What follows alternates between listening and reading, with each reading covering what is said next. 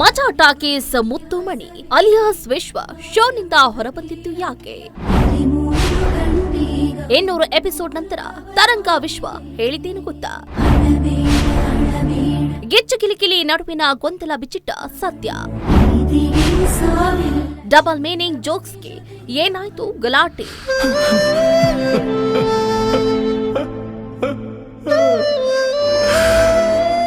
Colours ಕನ್ನಡದ ಜನಪ್ರಿಯ talk show ಮಜಾ ಟಾಕೀಸ್ ಇತ್ತೀಚೆಗೆ ಅಂತ್ಯ ಆಯಿತು. ನಿರೀಕ್ಷೆಗಿಂತ ಬೇಗನೆ ಈ ಕಾರ್ಯಕ್ರಮ ಮುಕ್ತಾಯ ಆಗಿದ್ದು ಪ್ರೇಕ್ಷಕರಿಗೆ ಸ್ವಲ್ಪ ಶಾಕ್ ಅನ್ನು ನೀಡಿದೆ. ಆದರೆ ಅದಕ್ಕೂ ಮೊದಲು ಈ ಶೋನಲ್ಲಿ ಮುತ್ತು ಮಣಿಯಾಗಿ ಹೆಚ್ಚು ಮೆಚ್ಚುಗೆ ಪಡೆದ ನಟ ತರಂಗ ವಿಶ್ವ ಶೋನಿಂದ ಹೊರಬಂದಿದ್ದಾರೆ. ಅವರು ತಮ್ಮ ಫೇಸ್ಬುಕ್ನಲ್ಲಿ ವಿಸ್ತೃತವಾಗಿ ಪೋಸ್ಟ್ ಮಾಡಿ ಇನ್ನು ಮುಂದೆ ಮುತ್ತುಮಣಿಯಾಗಿ ಕಾಣಿಸಿಕೊಳ್ಳುವುದಿಲ್ಲ ಅಂತ ಘೋಷಣೆಯನ್ನು ಮಾಡಿದರು. ಈ ನಿರ್ಧಾರದಿಂದ ಕಿರುತೆರೆ ಪ್ರೇಕ್ಷಕರು ನಿಜಕ್ಕೂ ಬೇಸರಪಟ್ಟಿದ್ರು. ಇದರ ನಡುವೆ ತರಂಗ ವಿಶ್ವ ಮತ್ತು ಶೋ ಹೋಸ್ಟ್ ಸೃಜನ್ ಲೋಕೇಶ್ ನಡುವೆ ಏನಾದರೂ ಗಲಾಟೆ ಆಯ್ತಾ, ಗೊಂದಲ ಏನಾದರೂ ಆಯ್ತಾ ಅನ್ನೋ ಪ್ರಶ್ನೆಗಳು ಎದ್ದಿವೆ. ಇಬ್ಬರ ನಡುವಿನ ಭಿನ್ನಾಭಿಪ್ರಾಯಗಳ ಕಾರಣದಿಂದಲೇ ತರಂಗ ವಿಶ್ವ ಶೋನಿಂದ ಹೊರಬಂದಿದ್ದಾರಾ ಅನ್ನುವ ವದಂತಿಗಳು ಸಾಮಾಜಿಕ ಜಾಲತಾಣದಲ್ಲಿ ಹರಡಿದವು. ಈ ಬಗ್ಗೆ ಸ್ಪಷ್ಟನೆ ನೀಡಿದ ತರಂಗ ವಿಶ್ವ ಶೋನಿಂದ ಹೊರ ನಡೆದಿದ್ದಕ್ಕೆ ನಿಜವಾದ ಕಾರಣವನ್ನ ತಿಳಿಸಿದ್ದಾರೆ. ಎಲ್ಲದರ ಹಿಂದೆ ವ್ಯಕ್ತಿಗತ ಮತ್ತು ವೃತ್ತಿಪರ ಕಾರಣಗಳು ಇರಬಹುದು ಅಂತ ಅವರ ಮಾತಿನಲ್ಲಿ ಸ್ಪಷ್ಟ ಆಗ್ತಾ ಇದೆ. ಮಜಾ ಟಾಕೀಸ್ ಶೋ 200 ಎಪಿಸೋಡ್ ತಲುಪಿದ ಮೇಲೆ ಕೆಲವೊಂದು ಗೊಂದಲಗಳು ಉಂಟಾದವು. ಮುತ್ತುಮಣಿ ಪಾತ್ರದ ಬಗ್ಗೆ ಚಾನೆಲ್ ಮತ್ತು ಸೃಜನ್ ನಡುವೆ ಏನೇನಾದರೂ ಮಾತುಕತೆ ನಡೀತಾನೆ ಇರುತ್ತೆ ಅನ್ನೋದು ಗೊತ್ತಿರುವಂತಹ ವಿಷಯ. ಇದು ಮಜಾ ಟಾಕೀಸ್ ನಾ ಅಥವಾ ಕಿಚ್ಚುಗಿಲಿ ನಾ ಎಂಬಂತಹ ಗೊಂದಲವು ನನ್ನೊಳಗೆ ಮೂಡಿತ್ತು. ಈ ಸೀಸನ್ ನನಗೆ ನೆಗೆಟಿವ್ ಆಗಿ ತೋರಿಸ್ತು ಎಂಬ ಮಾತುಗಳ ಮೂಲಕ ಅವರ ತಮ್ಮ ಭಾವನೆಗಳನ್ನು ವ್ಯಕ್ತಪಡಿಸಿದರು. ಆದರೂ ಅವರು ಮಜಾ ಟಾಕೀಸ್ ಶೋಗೆ ಎಷ್ಟು ಪ್ರೀತಿ ಇಟ್ಕೊಂಡಿದ್ರು ಅನ್ನೋದು ಅವರ ಮಾತುಗಳಲ್ಲಿ ಚೆನ್ನಾಗಿ ತೋರಿಸ್ತಾ ಇತ್ತು. ತಮ್ಮ ಪ್ರವೇಶ ಹೇಗೆ ಆಗಿತ್ತು ಮತ್ತು ಮುತ್ತುಮಣಿ ಪಾತ್ರ ಹೇಗೆ ಉಟ್ಕೊಳ್ತು ಅನ್ನೋದನ್ನ ವಿವರಿಸಿದರು. ಮಜಾ ಟಾಕೀಸ್ನಲ್ಲಿ ನನಗೆ ವಿಶಿಷ್ಟವಾದ ಗೌರವ ಸಿಕ್ತು. ಈ ಶೋ ಒಬ್ಬನಿಂದ ಮುನ್ನಡೆಯಲ್ಲ, ಎಲ್ಲ ಕಲಾವಿದರ ಸಹಕಾರದಿಂದ ಇದು ಜೀವಂತ ಆಯಿತು. ಅಪರ್ಣಾ ಮೇಡಂ, ಸೃಜನ್ ಲೋಕೇಶ್, ಮಂಡ್ಯ ರಮೇಶ್, ಕುರಿ ಪ್ರತಾಪ್, ಶ್ವೇತಾ ಚಂಗಪ್ಪ, ದಯಣ್ಣ, ಪವನ್, ನವೀನ್ ಪಡೀಲ್ ಎಲ್ಲರೊಂದಿಗೆ ಕೆಲಸ ಮಾಡುವ ಅನುಭವ ಅದ್ಭುತವಾಗಿತ್ತು. ಮತ್ತೊಂದು ವಿಶೇಷ ಅಂದ್ರೆ ನನ್ನ ಪಾತ್ರ ತ ಅಕ್ಷರವನ್ನ ಆಧರಿಸಿ ರೂಪಿಸಿಕೊಂಡಿದ್ದು ವಿಶಿಷ್ಟ ಪ್ರಯೋಗ ಆಯಿತು. ಆ ಯಶಸ್ಸನ್ನ ನಾವು ಸಂತೋಷದಿಂದ ಅನುಭವಿಸ್ತಾ ಇದ್ದೀವಿ.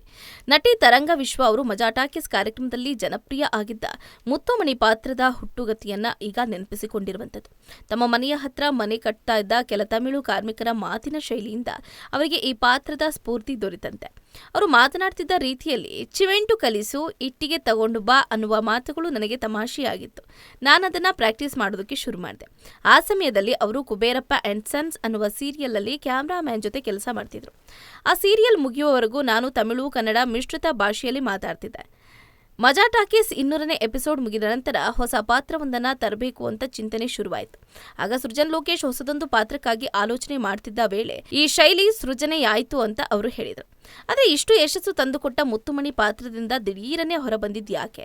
ಈ ಪ್ರಶ್ನೆಗೆ ಉತ್ತರಿಸ್ತಾ ತರಂಗ ವಿಶ್ವ ಹೇಳ್ತಾರೆ, ಸೃಜನ್ ಮತ್ತು ಚಾನೆಲ್ ನಡುವಿನಲ್ಲಿ ಏನೇನಾದರೂ ಮಾತುಕತೆ ನಡೆದಿದ್ಯಾ ಅನ್ನುವಂತಹ ಮಾಹಿತಿ ನನಗಿಲ್ಲ. ನಾನು ಮಾತ್ರ ಮಜಾ ಟಾಕೀಸ್ ಎಂದಾಗ ಇಡೀ ತಂಡವನ್ನೇ ಆ ಶೋ ಅಂತ ಕಂಡುಬರುತ್ತೆ.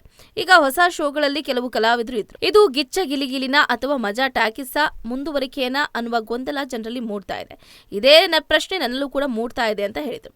ಇನ್ನು ಆ ತರಂಗ ವಿಶ್ವ ಅವರು ಮಜಾ ಟಾಕೀಸ್ ಕಾರ್ಯಕ್ರಮದಿಂದ ಹೊರಬಂದಿರೋದ್ರ ಬಗ್ಗೆ ತಾವು ಅನುಭವಿಸಿದ ಒತ್ತಡ ಹಾಗೆ ನಿರಾಶೆಗಳನ್ನು ಕೂಡ ಹೇಳ್ಕೊಂಡಿದ್ದಾರೆ. ವಿಶೇಷವಾಗಿ ಈ ಸೀಸನ್ನಲ್ಲಿ ಶೋನಲ್ಲಿ ಡಬಲ್ ಮೀನಿಂಗ್ ಅರ್ಥದ ಜೋಕ್ಸ್ ಹೆಚ್ಚಾಗಿ ಕಾಣಿಸಿಕೊಳ್ತಾ ಇದ್ವು ಅನ್ನೋ ಕಾರಣದಿಂದಾಗಿ ಅವರು ಆ ನಿಮಿಷಗಳಲ್ಲಿ ತಮಗೆ ತೀವ್ರ ಅಸಹಜತೆಯೂ ಕೂಡ, ಅಂದ್ರೆ ನನಗೆ ಆ ನಿಮಿಷದಲ್ಲಿ ಯಾಕೋ ಒಂಥರ ಮುಜುಗರ ಆಗ್ತಾ ಇತ್ತು, ನೆಗೆಟಿವಿಟಿಯೂ ಕೂಡ ಬರುತ್ತೆ ಅನ್ನುವಂತಹ ಅನುಭವ ಕೂಡ ಆಯ್ತು ಅಂತ ತಿಳಿಸಿದ್ದಾರೆ. ತರಂಗ ವಿಶ್ವ ತಮ್ಮ ವ್ಯಕ್ತಿಗತ ಅನುಭವವನ್ನು ಹಂಚಿಕೊಂಡಿದ್ದಾರೆ. ಹೊರಗಡೆಯವರು ನನಗೆ ಡಬಲ್ ಮೀನಿಂಗ್ ಅಥವಾ 2 ಅರ್ಥಗಳನ್ನ ಹೊಂದಿದ ಮಾತುಗಳನ್ನ ಮಾಡ್ತಾ ಇದ್ರು, ಆದರೆ ನಾನು ಒಂದು ಪಾತ್ರವನ್ನ ಮಾತ್ರ ನಿರ್ವಹಿಸ್ತಾ ಇದ್ದೆ. ನಾನು ಏನನ್ನ ನಿರ್ವಹಿಸಬಹುದು ಅಂತ ಆಗ್ಲಿಲ್ಲ. ಈ ಬಾರಿ ಮಜಾ ಟಾಕೀಸ್ ಶೋನಲ್ಲಿ ಶೈಲಿ ನನ್ನೊಂದಿಗೆ ಹೊಂದ್ಕೊಳ್ಳಿಲ್ಲ. ಇದರಿಂದ ಮನಸ್ಸು ತುಂಬಾ ಭಾರ ಆಯಿತು ಅಂತ ಹೇಳಿದರು. ಇನ್ನು ಅವರ ಜೀವನದ 2 ಮುಖ್ಯ ಅಂಶಗಳ ಬಗ್ಗೆ ತೋರಿದ್ದಾರೆ. ಜೀವನದಲ್ಲಿ ದುಡ್ಡು ಮತ್ತು ಸಂತೋಷವೇ ಮುಖ್ಯ.